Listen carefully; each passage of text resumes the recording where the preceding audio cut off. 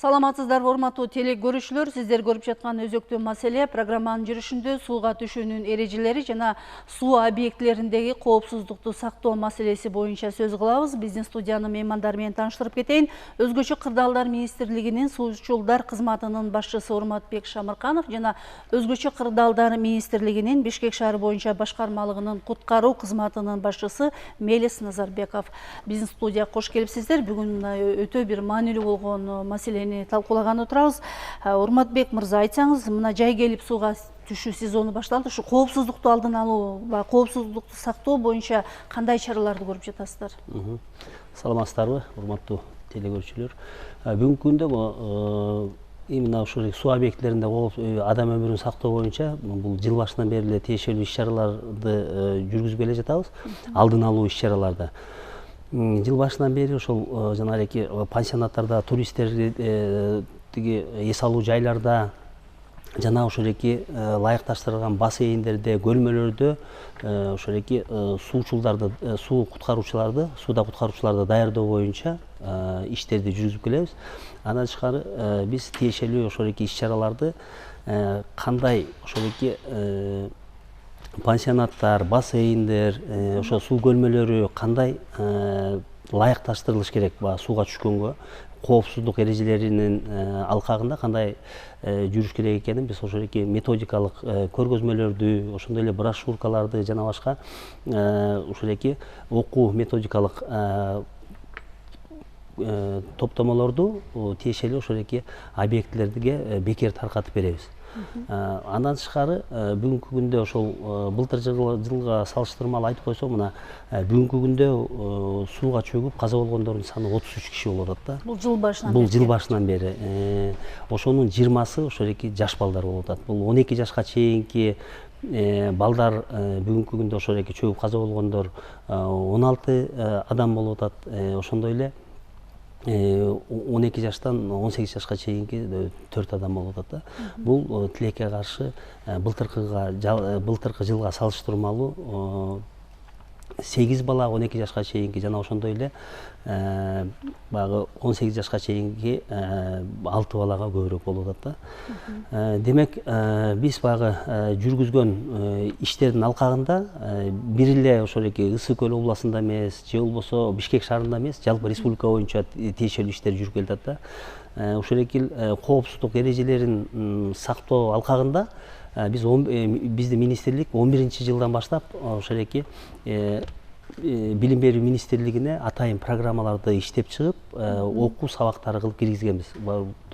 Турмуш тиричилик коопсуздугу сабактары 1-класстан 6-класска чейин ошо базовый программадан алкагында азыр окутулуп атат. Ошондой эле 6-класстан 11-класска чейин баягы класстан тышкаркы убакытта жеткирилип атат. Ал кандай натыйжа берип атат? Натыйжа бердиби? Быйылкы башка жылга салыштырмалуу, мисалы үчүн ошол турмуш тиричилик коопсуздугунун сабактарынын бүгүнкү күнгө керектиги, муктаждыгы чынында учур талабы болуп атат да. Бирок тилекке каршы биз кандай гана ишти жүргүзбөйлү ошол сааттарды кыскартып атат Билим берүү министрлигичи. Эмнеге дегенде башка сабактар менен баягы айкалыштырып, ошондой эле ошол сааттар жетишпей атат бүгүнкү күндө. Эмнеге дегенде ал жерде бир гана суудан коопсуздук эмес, жалпы коопсуздук эрежелерин сактоо боюнча ошол эле жолдо жүрүү коопсуздугу, өрт коопсуздугу жана башка коопсуздуктардын баары комплекс болуп ошол окуу методикалык көргөзмөлөргө кирген да. Демек, мен ойлойм ошол үстүндө ошо министрлик, Билим берүү министрлиги ошо биргеликте дагы ошо сабактардын саатын көбөйтүү боюнча иш жүргүзүш керек деп ойлойм. Андан тышкары мына бүгүнкү күндө ошол жанагы садиктерде ошол программаларды киргизүү боюнча дагы усулдук методикалык көргөзмөлөрдү иштелип чыктыккан, азыр таркатуу иштери жүрүп атат. Бул жаатта дагы ошол бир гана ошол өзгөчө кырдаалдар министрлигине штаб койбой, ошол башка тиешелүү министрликтер, ведомстволор дагы өздөрүнүн иштерин жүргүзүш керек дейм да. Аденелер жооптуу болуш керек. Албетте. Мына бүгүнкү күндөгү статистика көргөзүп аткан баардык учур боюнча мен бир 2-3 жөнү токтоло кетейин. Апрель айында Аламидин районунда Адбаш каналына 4,5 жашар бала түшүп кеткен да. Ал дагы ошол эки ички миграциянын эмеси жыйынтыгы болуп атат да. Ата энеси Бишкекте иштеген, алар болсо ошол эки тиги Аламин районунда чоң атасынын колунда калган. Садиктен келип кечки саат 5тен кийин 2 чакырым аралыкка ойноп кетип калган бала. Ошонун кесепетинен сууга түшүп каза болуп калды. Андан тышкары мына нарында жана 10 арча суусуна түшүп кеткен кыз 6 жашар.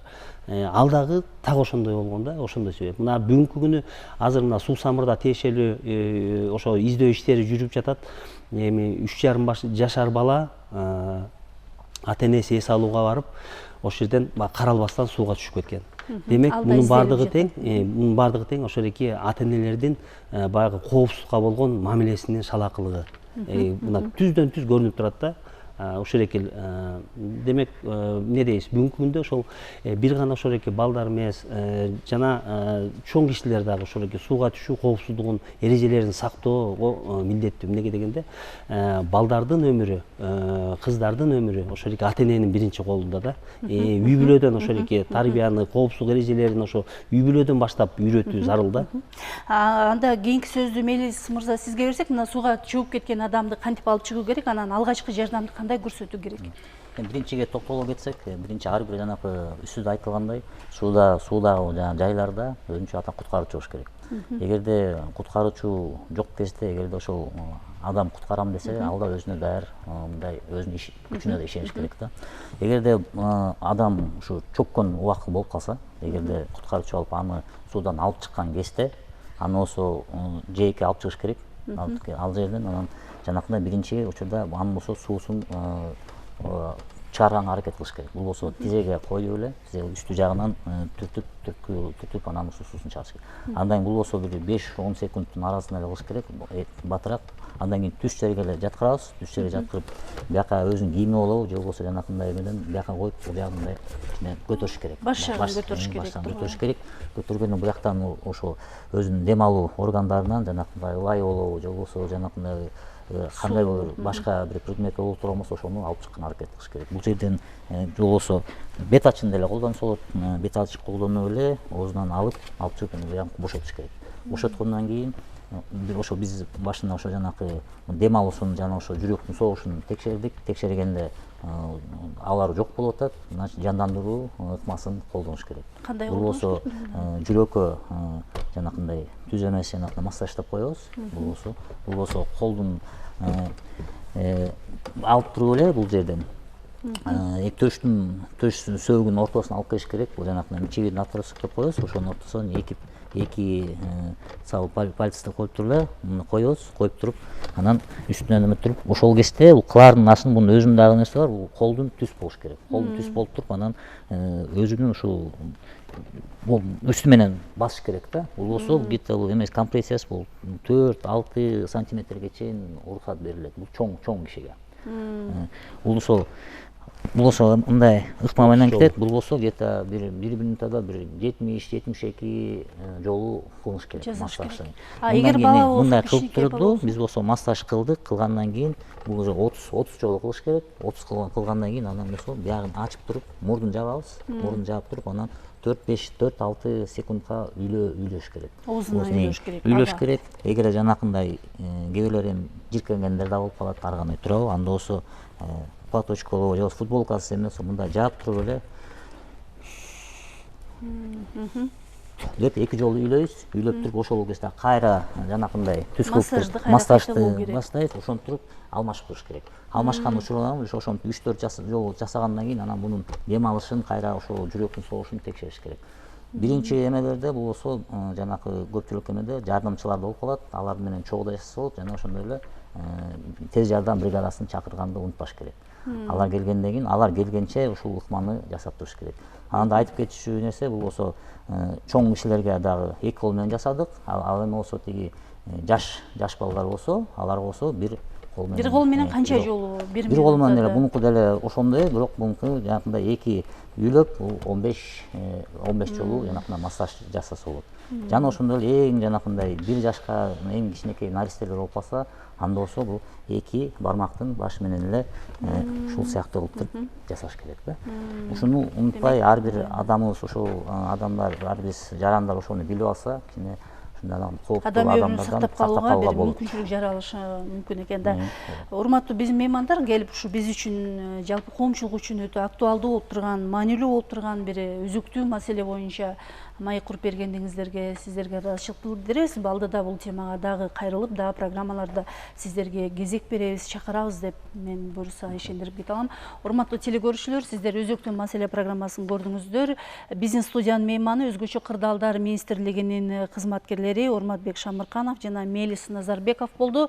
Сууга чөгүп кетүүдө деги эле балдардын өмүрүн дагы сактоодо ата-энелер дагы, жалпы коомчулук дагы кайдыгер болбошубуз керек. Анткени жогоруда айтылгандай, жыл башынан бери 30 адамдын өмүрү ушул сууга чөгүп кетип каза болсо, анын ичинен бир тобу жаш балдар экен. Бул демек биз үчүн чоң коңгуроо. Баарыбыз ошо балдардын өмүрүнө кайдыгер карабайлы деген сөздү айтуу менен программаны жыйынтыктайм. Аман туруңуздар.